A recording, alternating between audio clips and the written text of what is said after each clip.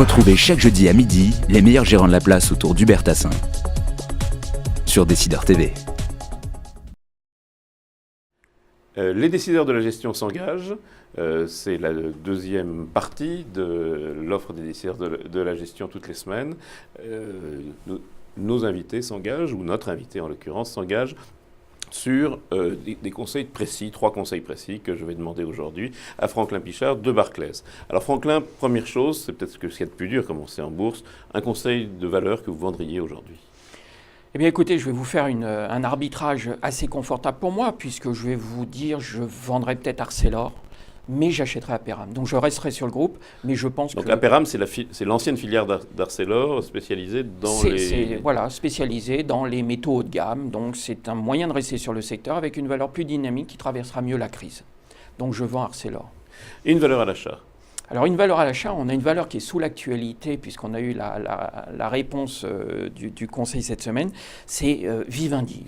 Donc Vivendi a eu le droit d'acheter via Canal+, Direct 8 cette semaine. Exactement, donc Bolloré a cédé sa chaîne Direct 8, ses chaînes de la TNT, et a été payé en actions Vivendi. Il détient aujourd'hui un petit peu moins de 5% du capital de Vivendi, il a à peu près 22 millions d'actions.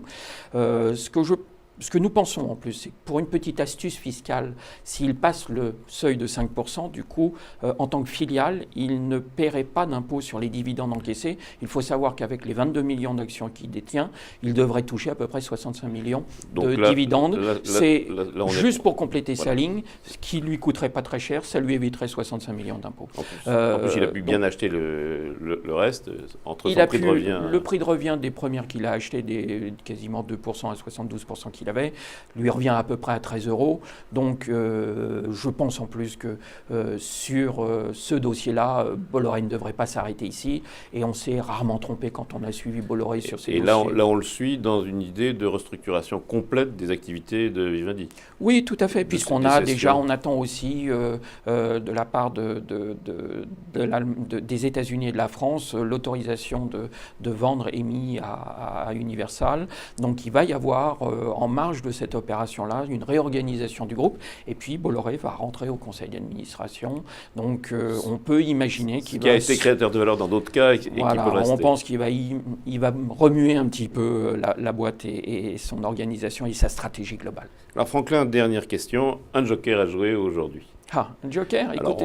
Alors, on peut prendre un peu plus de risques et on peut être un peu plus court terme. Alors on peut être plus court terme, un peu plus de risques, on va s'adresser à des investisseurs un peu dynamiques. On a dit que le secteur automobile était un secteur qu'il fallait éviter, mais on peut s'intéresser à parfois tout ce qui tourne autour, les services autour de l'automobile.